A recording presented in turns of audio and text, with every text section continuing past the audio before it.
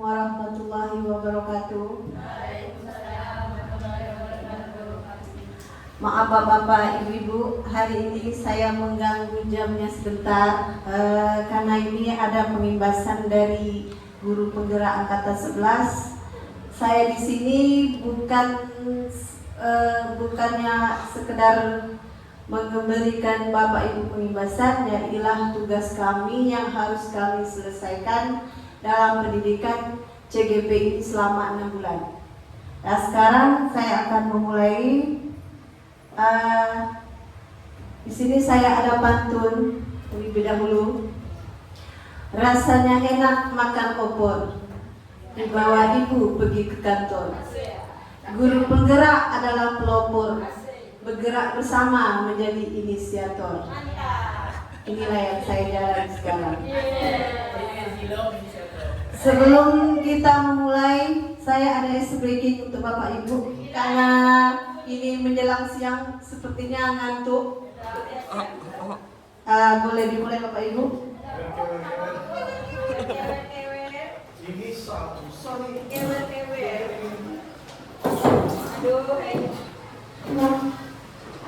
Di depan Bapak. Di sini. Pak.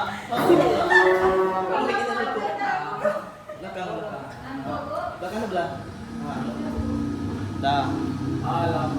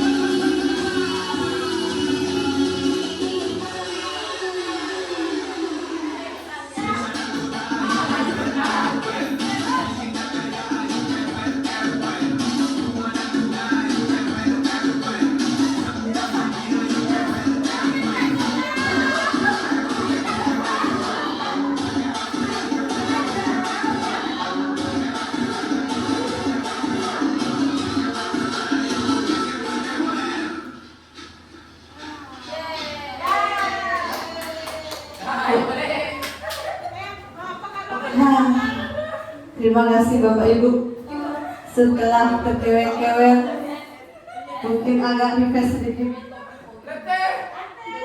Capek ya? Oke, kalau gitu kita lanjut di sini. Apa sih pendidikan guru penggerak itu? Di sini saya mengimplementasikan. Di sini adalah pendidikan guru penggerak adalah program pendidikan kepemimpinan bagi guru untuk menjadi pemimpin pembelajaran yang mendorong tumbuh kembangnya murid segera holistik, aktif, proaktif, dan program.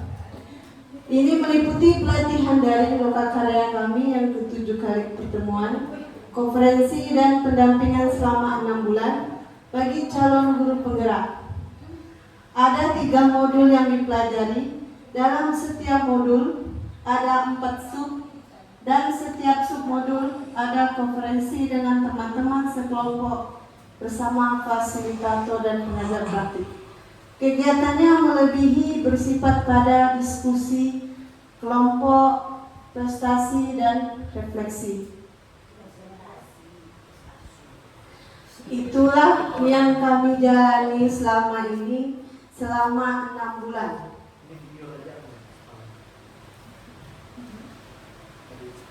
Di sini ada kata semua adalah guru penggerak. Kita semua adalah guru penggerak.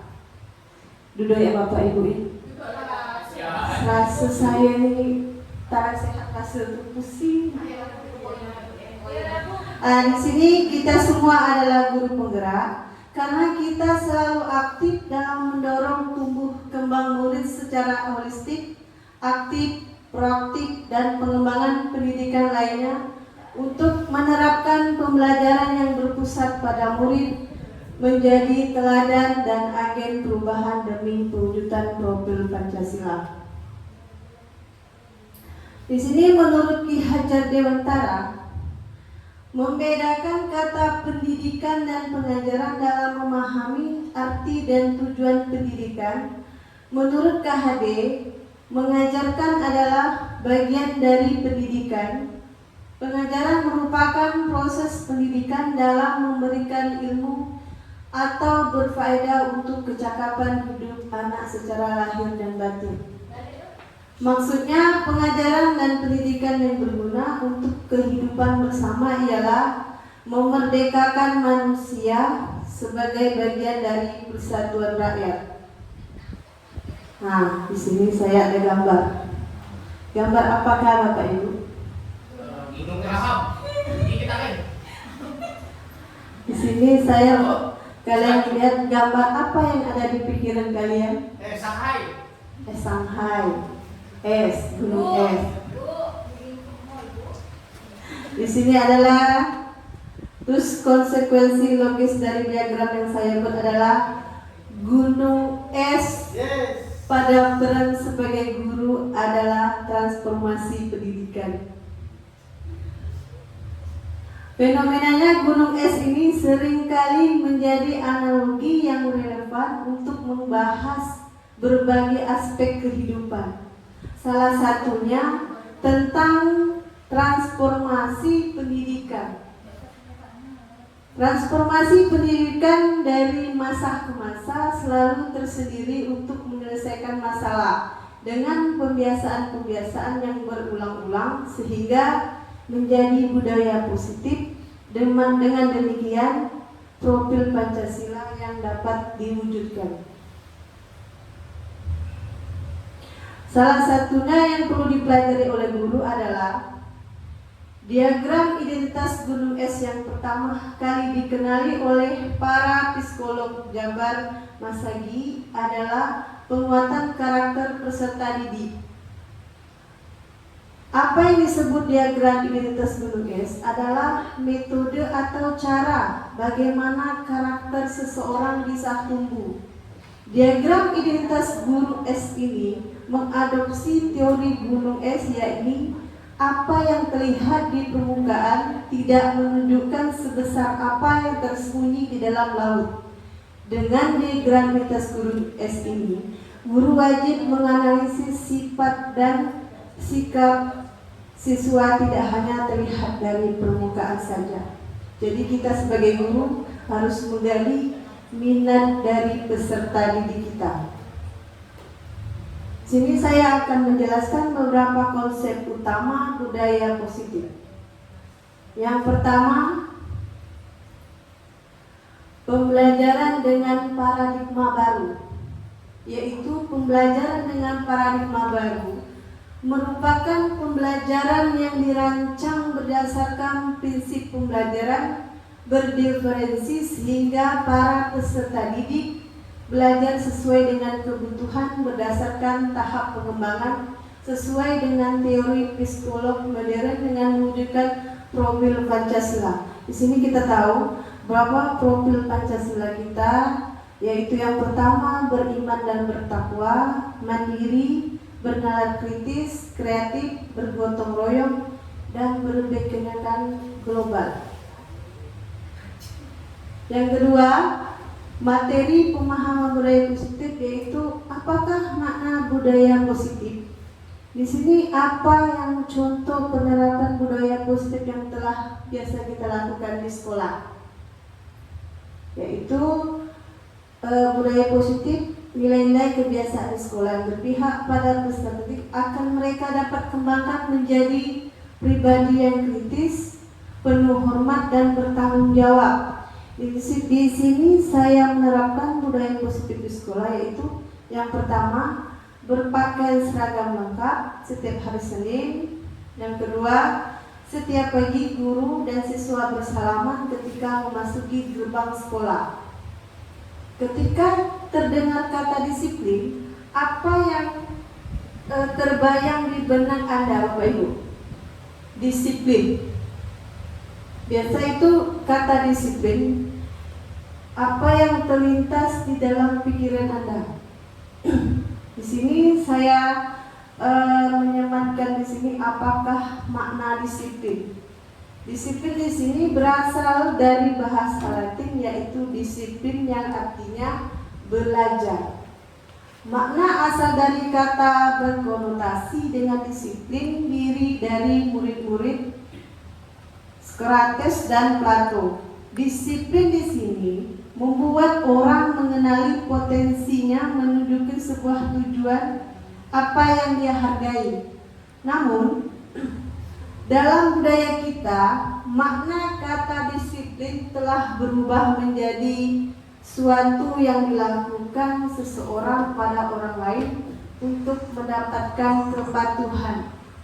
Cenderungnya, umumnya adalah menghubungkan kata disiplin dengan tata tertib, teratur, dan kepatuhan kepada peraturan.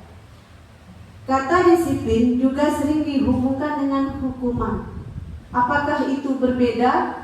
Karena belajar disiplin positif ini tidak harus tentang memberi hukuman. Dalam budaya kita, maka kata disiplin dimaknai menjadi sesuatu yang dilakukan seseorang untuk mendapatkan kepatuhan. Kita sering menghubungkan disiplin dengan itu ketidaknyamanan.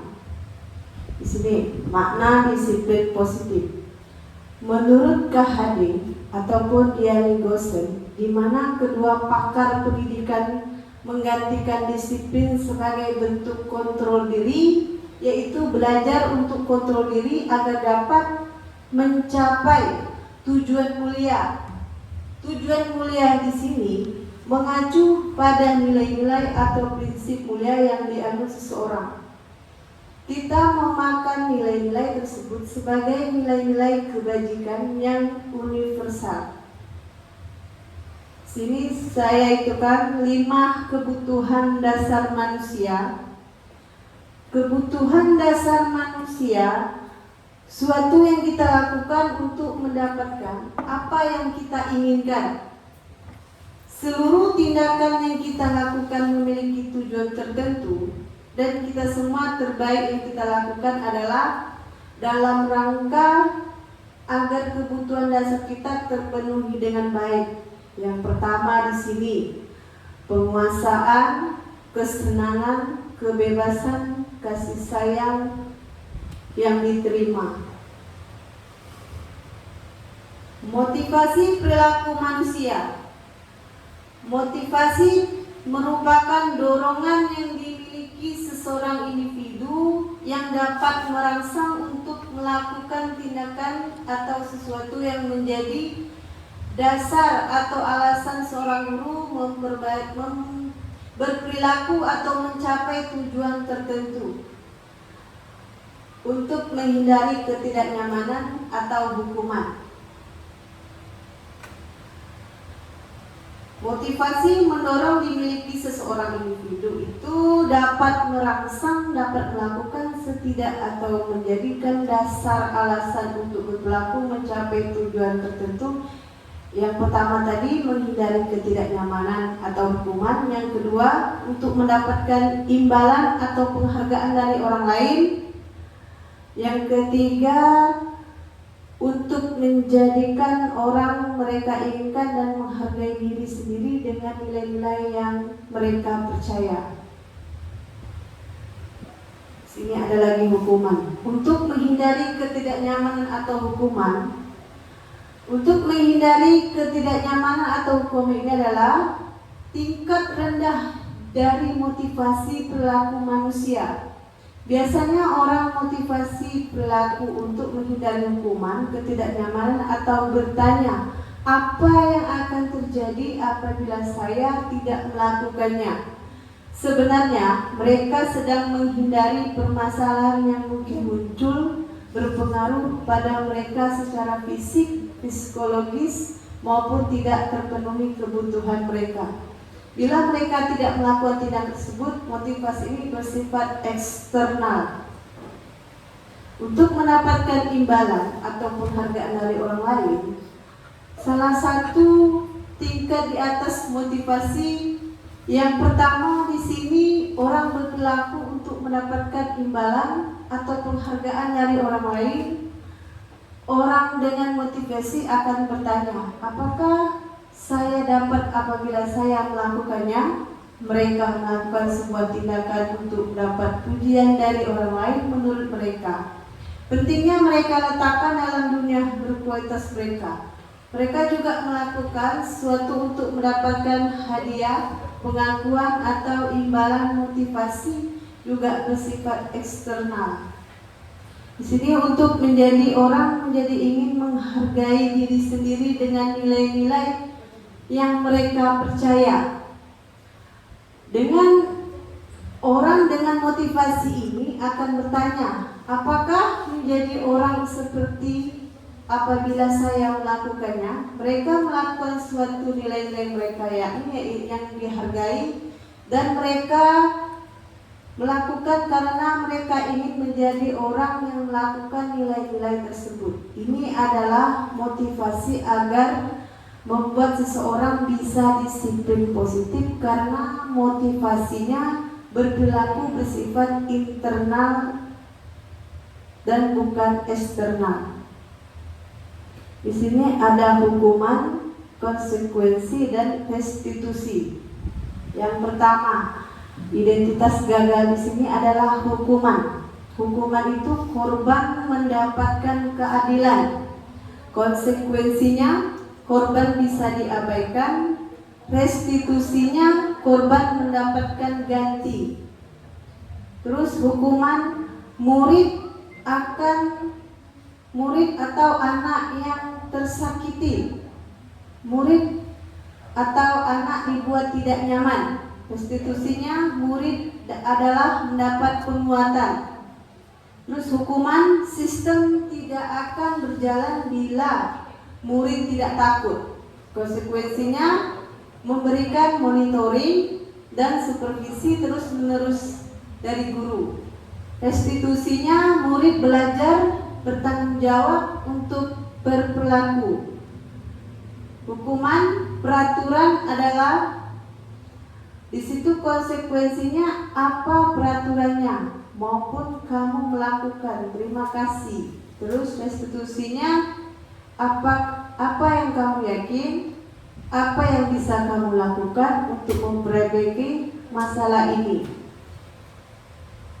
Nah, di sini ada hukuman atau konsekuensi. mengganti, menghapus teman yang hilang, dihilangkan. Yang dua, berdiri di tengah lapangan upacara adalah datang terlambat, sholat.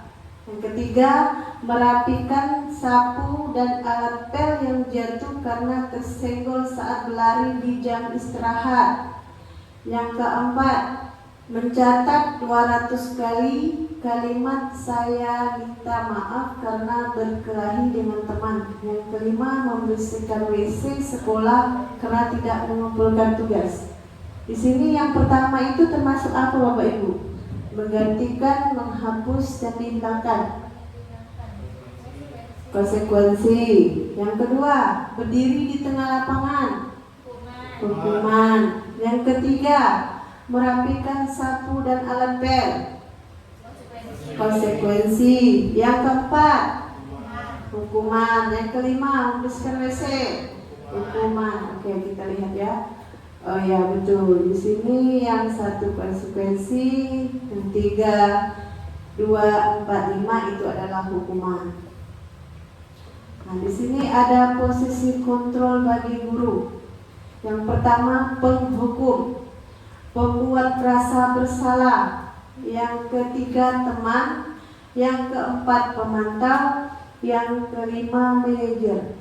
Di kelima posisi di sini ini yang semuanya ada pada kita semua. Kita lihat, penghukum.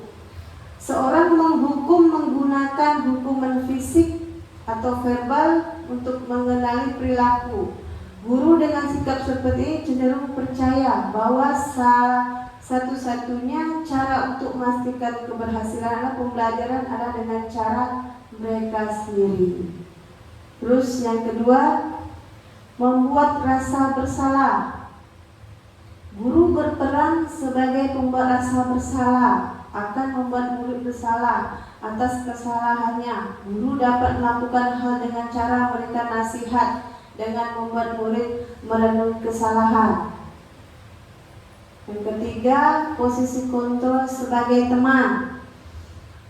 Guru yang berperan sebagai teman akan memperlakukan murid sebagai teman sebaya. Guru akan berusaha untuk dekat dengan murid dan memahami masalah-masalah yang mereka hadapi.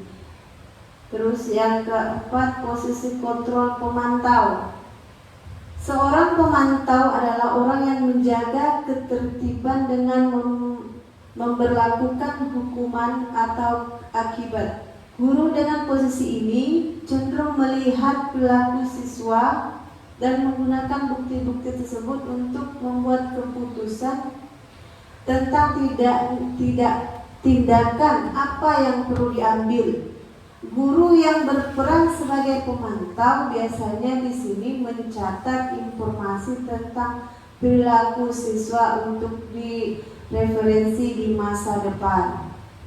Terus posisi sebagai manajer. Guru yang memposisi diri sebagai manajer cenderungnya bersifat kolaboratif dengan siswa untuk menemukan solusi apa masalah perilaku. Sebagai manajer, guru akan membimbing siswa untuk mengatur diri, bertanggung jawab atas tindakan dirinya sendiri. Pendekatan ini mendorong siswa untuk menjadi mandiri dan bertanggung jawab. Itulah posisi yang kita saat ini kita jalani sebagai guru. Di sini kita lihat posisi kontrol guru, hukuman. Di sini saya ambil siswa tidak memakai atribut lengkap pada saat upacara. Hukumannya berdiri di barisan berbeda di paling depan. Ini biasa kita lakukan saat upacara, tidak menggunakan atribut lengkap, yaitu kita bariskan di paling depan. Terus di sini berbuat rasa bersalah. Berapa kali ibu harus memberitahu kamu, ibu guru kecewa nih sama kamu. Nah, itu kita membuat rasa bersalah anak. Sering ditegur tiap hari malah tak dengar. Terus itu teman, ayolah buat guru bangga. Kali ini tidak apa-apa. Itu sebagai teman. Kalau sebagai pemantau, Kamu sudah melanggar, apa peraturan konsekuensinya? Sebagai manajer, apakah kamu tahu kesalahan kira-kira apa yang akan kamu lakukan untuk memperbaiki kesalahan ini? Terus ini, keyakinan kelas, hukuman dan penghargaan. Keyakinan kelas, mengapa tidak beratur saja? Mengapa keyakinan kelas?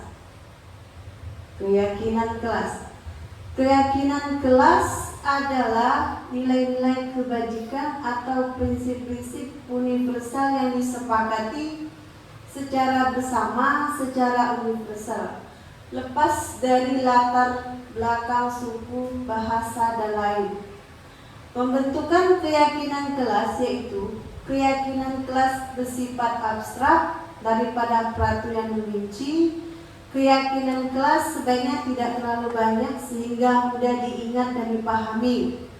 Semua warga kelas sebaiknya mengontribusi dalam pembuatan keyakinan kelas melalui curah pendapat, tidak menggunakan kata negatif.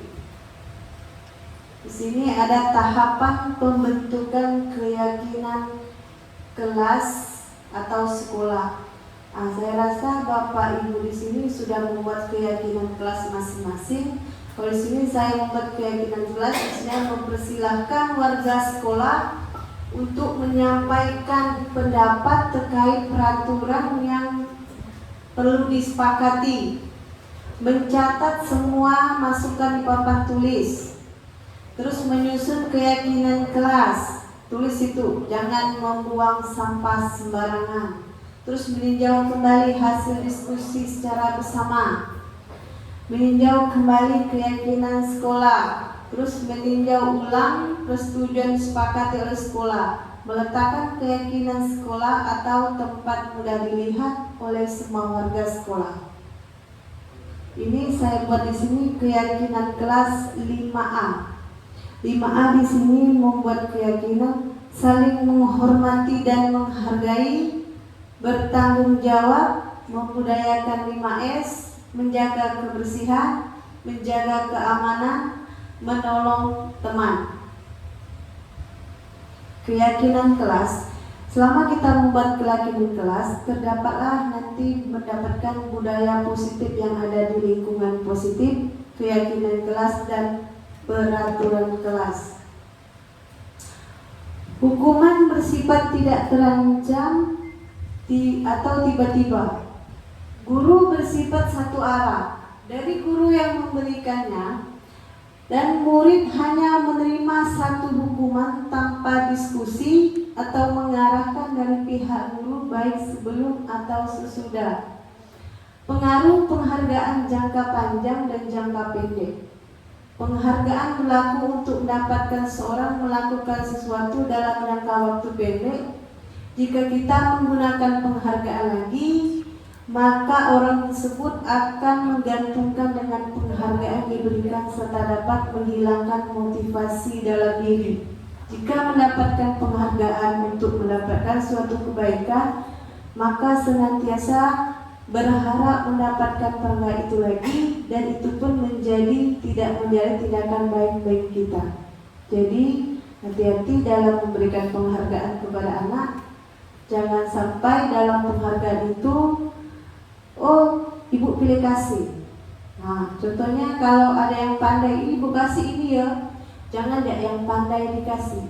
Jadi semua murid harus kita kasih juga, kasih penghargaan. Terus di situ penghargaan mengurangi ketepatan. Anak-anak diminta mengingatkan kata-kata tertentu, kemudian mereka diminta mengambil kartu yang berisi kata-kata yang diingat tersebut. Setiap kali muncul, beberapa anak diberikan permen, setiap mereka memberikan jawaban yang benar, dan sebagian yang lain hanya memberitahu saja bila jawaban mereka benar. Hasilnya, anak-anak mendapatkan permen jawaban banyak yang tidak tepat dibandingkan anak-anak yang hanya diberitahu jawaban yang benar. Itu penghargaan ketepatan. Nah, penghargaan tidak efektif. Suatu penghargaan adalah suatu benda atau peristiwa yang diingatkan. Jika kita memberikan seorang suatu penghargaan untuk melakukan sesuatu, maka kita harus terus-menerus memberikan penghargaan itu jika kita ingin orang tersebut meneruskan perilaku yang kita inginkan. Ini penghargaan yang dapat merusak hubungan. Di sini ketika seseorang diberikan penghargaan atau dipuji di depan orang banyak, maka yang lain akan merasa iri dan sebagian dari mereka akan tidak menyukai orang diberikan penghargaan tersebut. Jika seorang guru sering memberikan penghargaan kepada murid, besar kemungkinan murid-murid termotivasi hanya untuk menyenangkan gurunya. Mereka tidak akan bersikap jujur kepada guru tersebut. Karena penghargaan menciptakan persaingan di dalam kelas itu dan bersaing menciptakan kecemasan. Mereka percaya bahwa mereka tidak memiliki kesempatan untuk mendapatkan penghargaan dan akan berhenti mencoba. Itu yang penghargaan yang dapat merusak hubungan. Sekarang penghargaan yang menghukum. Penghargaan yang menghukum di sini, mereka tidak mendapat penghargaan, misalnya dalam sistem ranking.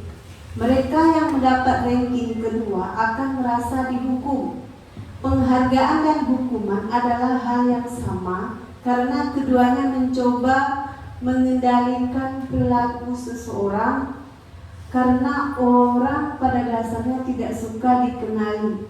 Dalam jangka waktu lama, penghargaan akan dilihat sebagai hukuman.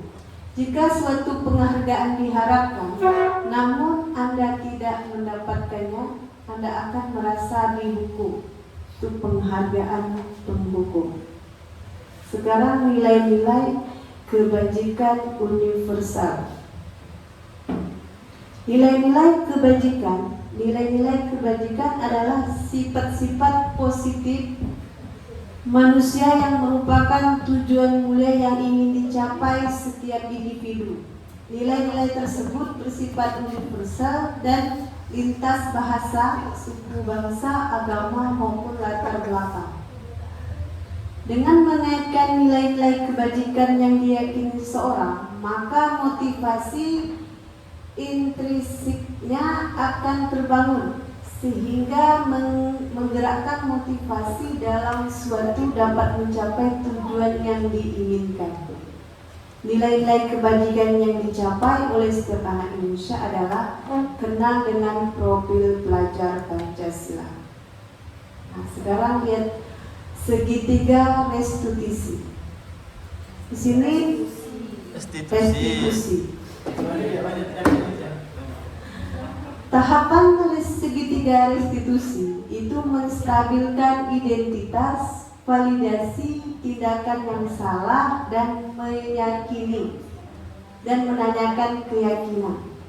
Nah, di sini saya restitusinya proses menciptakan kondisi bagi peserta didik untuk memperbaiki kesalahan yang telah mereka lakukan, untuk mengajak murid berefleksi tentang tindakan yang telah dilakukan untuk memperbaiki diri sehingga ia menjadi pribadi yang lebih baik dan menghargai dirinya. Restitusi bukan hanya menebus kesalahan, namun untuk belajar dari kesalahan. Memperbaiki hubungan adalah tawaran, bukan paksaan. Menuntut untuk melihat dalam diri, mencapai kebutuhan dasar dan mendasari tindakan adalah cara yang baik, yang paling baik. Fokus pada karakter, bukan tindakan. Menguatkan, berfokus pada solusi, mengembalikan murid yang berbuat salah pada kelompok. Nah, di sini saya ada video contoh penerapan segitiga restitusi.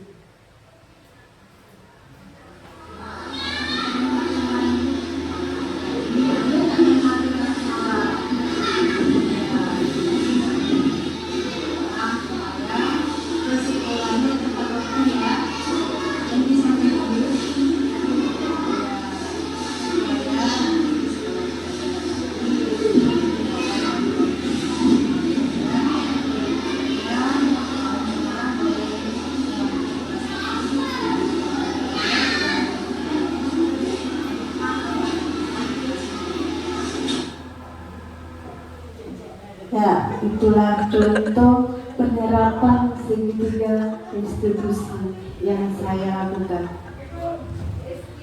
Kita refleksi dulu, bagaimana perasaan setelah mengikuti destinasi budaya positif. Yang kedua, bagaimana pembelajaran apa yang didapat. Yang ketiga, dari beberapa budaya positif apa yang akan mulai diterapkan di kelas Bapak Ibu. Apa yang bagaimana perasaan setelah mengikuti destinasi positif? Sangat memotivasi saya sebagai seorang guru untuk selalu menerapkan keyakinan kelas, terutama keyakinan pada diri peserta didik untuk menerapkan disiplin kelas yang baik seperti apa di dalam kelas. Terus kepercayaan diri peserta didik dalam menyelesaikan setiap permasalahan yang mungkin mereka selama ini belum bisa menyelesaikannya sendiri. Jadi guru juga bisa menjadi fasilitator bagi murid untuk menyelesaikan masalah yang mereka hadapi dalam pembelajaran. Seperti itu. Terima kasih Bu Ani. Itulah refleksi dari salah satu peserta kita. Nah, terus di sini sebelum saya akhiri, saya nak berpantun sebentar. Bergugus-gugus kumpalan awan, warnanya putih berjumlah 8. Guru penggerak indah menawan, membimbing siswa meniti masa depan. Boleh sekali lagi Bapak Ibu? Buah tomat disayat-sayat, bijinya banyak dimakan gegar. Mari belajar sepanjang hayat agar bisa selalu bersemangat. Ya, mungkin itu saja yang dapat saya sampaikan hari ini. Saya ucapkan terima kasih Bapak Ibu telah menyempatkan waktunya hari ini. Saya akhiri. Assalamualaikum warahmatullahi wabarakatuh. Waalaikumsalam.